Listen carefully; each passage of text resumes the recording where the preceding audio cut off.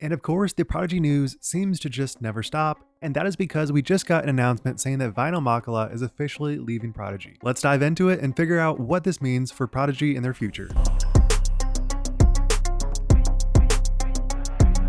Alright, so Väinö Makela officially announced that he is leaving Prodigy for good. Now, he has not specified where he is going, but he is a person on top of others that are leaving Prodigy, specifically Kevin, and it certainly makes me wonder, is the future of Prodigy looking bleak, and will we start to see Prodigy get sold off to House of Disc, or just totally dissolve altogether? Now, you may be thinking that is a pretty large step to take, but here's the evidence that we have. A month ago, there was rumors stating that Prodigy Disc cannot pay their players and will be out of the disc golf world very soon. Now, obviously, we can only assume so much from rumors, but there are so many interesting things that lead up to this particular moment. We have Kevin Jones leaving, and now we have Väinö Makela leaving as well. And unless you have been living under a rock, there's also a very high probability that Isaac will also be leaving. And if Isaac leaves, then I bet his brother Ezra will also leave as well. So if you look at their roster and assuming both those people leave, then we have Luke Humphries, who has been doing remarkably good all season. We have Kale, that has not really been relevant for a while. We have Aiden Scott, who is not super relevant on tour either. And then we have Miss Frisbee's Chantel Badinsky, and one remaining person, Manabu Kajiyama. Now, obviously, all these people are really cool, but the future of the disc golf career being at Prodigy will definitely be tested this season and the next. So if you are Prodigy and you're looking at your lineup, that is probably one of the most shallow lineups I've seen in the history of mainstream disc golf brands. And so we have to wonder, why is this? Is it an issue that profits are just so low that they can't actually afford team members? Are they being stingy and prioritizing just selling their retail products? Obviously, we just had the bad press about the Prodigy baskets at a Prodigy event where Isaac straight up said, "I hate these baskets, they suck." But from my perspective, I do think there is a little bit of smoke that might give a certain amount of credence to the notion that Prodigy will be no more, or at least the current state of Prodigy will be no more. And you may be thinking that's outlandish,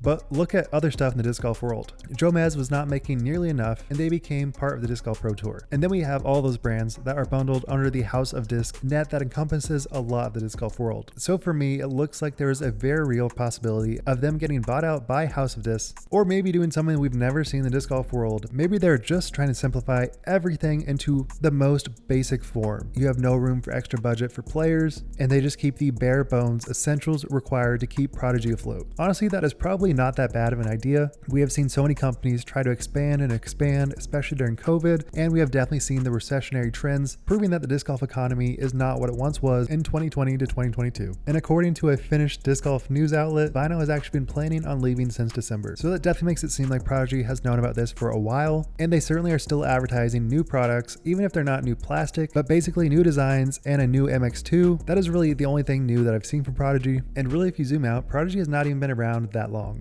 They started in 2012, founded by disc golfers, and now they're operating privately out of Georgia, but for the most part, those core founders have gone and left, so it is definitely possible that Prodigy is hanging on by a lot less than you might guess. And if this were to occur where Prodigy does go under, or they do get kind of sold out, then this would probably be the first mainstream brand that has ever done so. And because it is so rare, if they are operating at a loss, like year after year, and they cannot sustain their profits, then I most likely assume that they are going to get bought out by House of Disc or a brand like that. But because they are a privately held company, we do not know any financial information, so really any predictions are just conjecture. We have no way to verify it. And at least from my perspective, if they do have the ability to pay for advertising on DGN, then they most likely are doing decent enough to stay afloat. But the potential for the future of Prodigy to be no more, I feel like, is a very real possibility that I did not expect in my bingo card for the year of 2024. Coming in hot with that spicy Prodigy news. Started with Chris and Katrina. Now we got Kevin Makela. We knew KJ was there for the reverb, but we never heard what he heard. The value proposition got distorted, but the feedback was also contorted. When you got other brands that are insatiable, you don't know what to believe is true anymore. Was it a symptom of the flashing, or was it more long lasting? An NDA steals that truth from us, but we got Väinö ditching that Prodigy bus. Will Ezra and Isaac stay to see it out, or will they dip like everybody else? I honestly don't even mind the plastic, but when you see a child, it gets straight savage. Will Prodigy be no more? Will they say sayonara to the tour? Will Prodigy be gone, or is it just a twisted song? Only time will tell. We don't know what to make of it, but let's see where they break it in. And actually, I just saw a video by Foundation where they actually spoke to Kale about this specific incident. So we have a couple more details I did not know about in the initial recording. So according to Kale, he actually spoke to the owner of Prodigy in a meeting, stating that they could just not afford the contract with Väinö and KJ, leading to these players separating from Prodigy. And a really interesting follow-up to this is that they actually contacted Innova and actually connected with Dave Donapace at Innova to help with the negotiations. And I can't say for sure this is actually an altruistic move, but anything is definitely better than nothing. And so we actually get some certainty that all of this was initiated by Prodigy, and we get a little bit more evidence that Väinö will be signing with Innova. Obviously, it's not hard confirmed. Now, one issue I had with the Foundation video was that they said this is going to put all those rumors to rest, that bankruptcy and a House of Disc acquisition is off the table. Because there were rumors out there of, oh my word, Prodigy's going bankrupt, Prodigy's selling to House of Discs. Is Vaino Makela the last of players?